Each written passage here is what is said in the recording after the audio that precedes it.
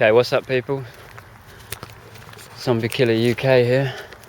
Just going down to the woods to make a few little videos. Going to be reviewing this backpack as well. Unfortunately it's a negative review, so you might want to check that one out just in case you're thinking about buying the same one.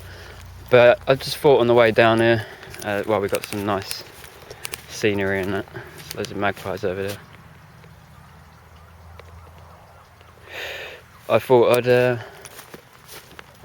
do a little talk about prepping and just clear up a few misconceptions and basically just explain a little bit about what it is.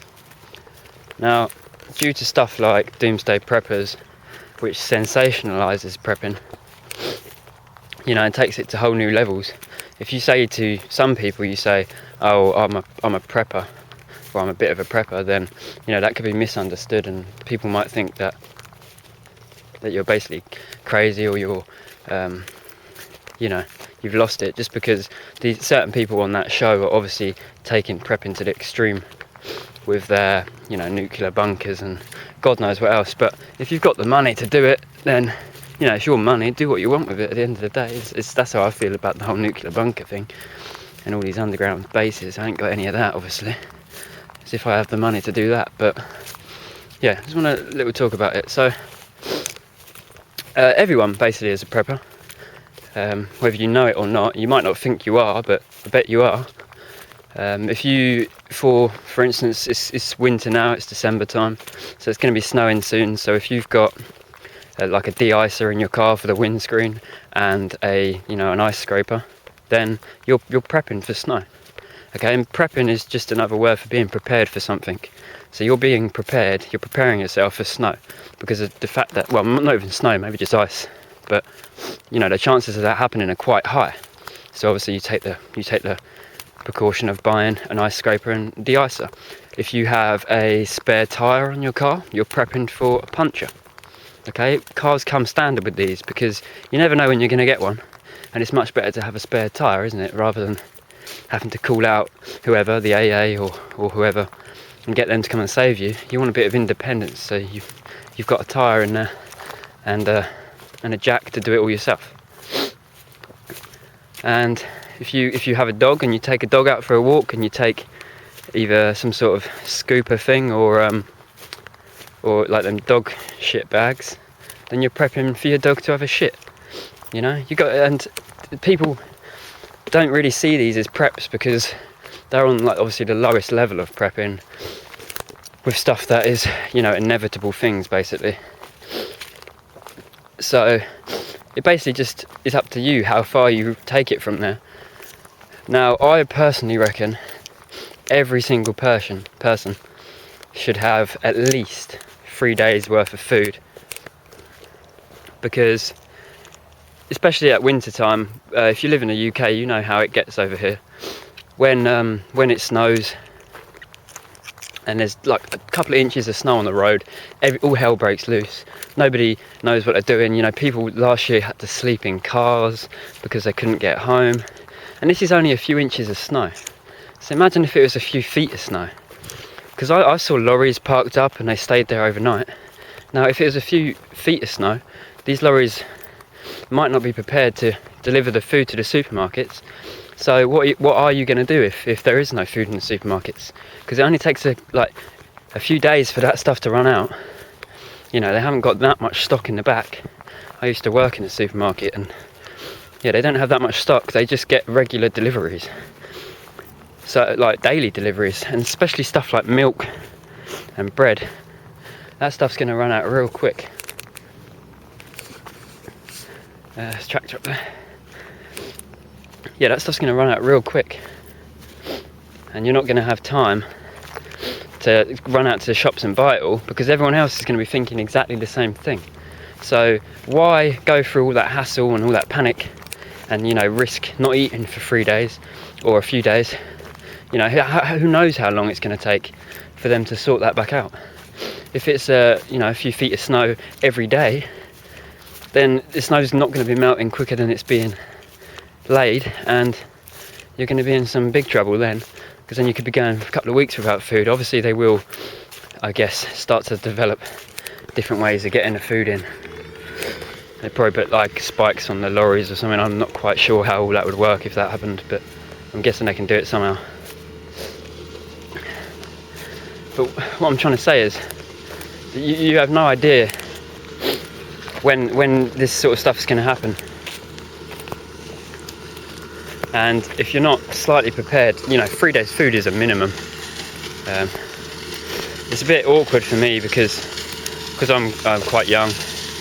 I don't have a lot of money, and my family are not at all into prepping. All of them think I'm a little bit crazy. Even a few days worth of food, but I've convinced them now that a few days is worth it.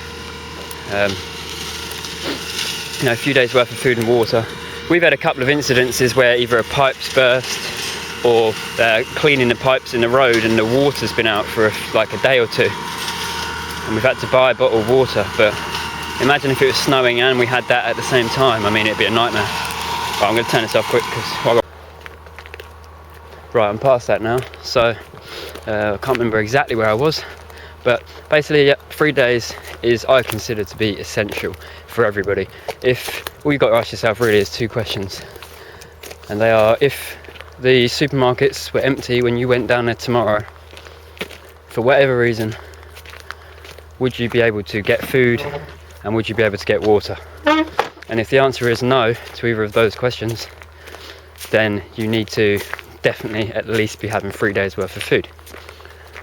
And obviously there are some people, I live obviously fairly close to the countryside, so for me, even though I've still got some food at home, I could obviously, if worst comes to worst, my uncle's got some land down here, so I could go to his land and get myself a rabbit or something.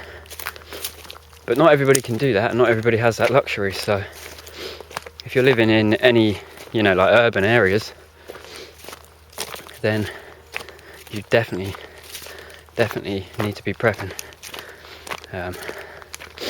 unless you come up with some sort of pigeon trap or something in your back garden, you're not going to be eating.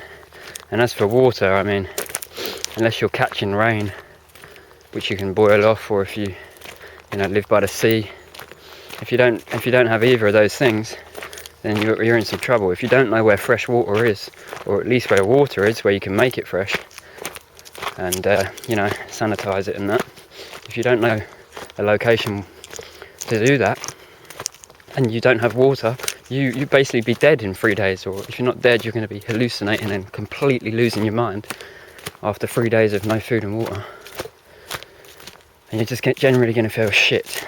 Now, a lot of people will hear me say this and think, oh well, I'm sure the government has stuff in place.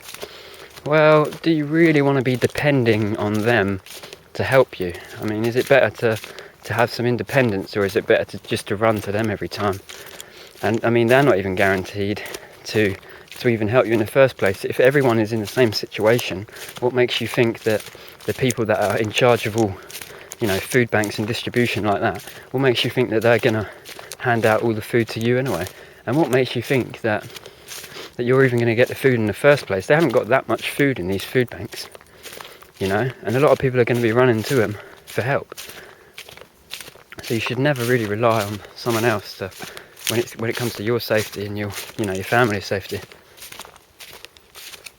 You should always be trying to become more independent. Now, if we've got a greenhouse in our garden, so I mean, we've got some vegetables going, so anyone can do that really. If you have any space of garden, you haven't got to have a greenhouse necessarily, just like a plastic sheet over it or something like that. Start growing your own vegetables. Even if you've got a completely patioed or brick garden. Hello, Mr. Robin. Oh, he flew off. Yeah, even if you've got a patio garden or a completely like concrete garden, you can still build like a little wooden like box which you can put carrots in, tomatoes in, cucumbers in, anything like that. And I know the weather's not great here in the UK, but there's certainly enough sun to grow some plants like that. So yeah, if you're not prepared to look into all of the survival side of things and and you're stupid enough to not buy any food and water at least for 3 days, then I personally think you're crazy. It's not the preppers that are crazy. And I mean, as soon as you got your 3 days supply, you don't have to rush out and buy it all now. You don't have to rush down to the shop now and buy a 3 days supply worth of food and water. Just every time you go shopping, just, you know, buy one thing now and then. You know, Tesco is dirt cheap for food. If you're poor like me, I've got just Tesco value rice and pasta. It's like 40p for a kilogram of rice. You know, that's enough for, well, I've got 4 people in my family to feed, so I'd probably, like, 2 of them would probably last 3 days. And yeah, I mean, it's not going to be nice eating that stuff, but it's better than going hungry, isn't it? And obviously tin stuff lasts for ages. It all lasts for ages, so pretty crazy if you don't get 3 days worth. And basically, as a prepper, you can take it wherever you want from there. I mean, this is a really nice path, by the way. There used to be train tracks running through here.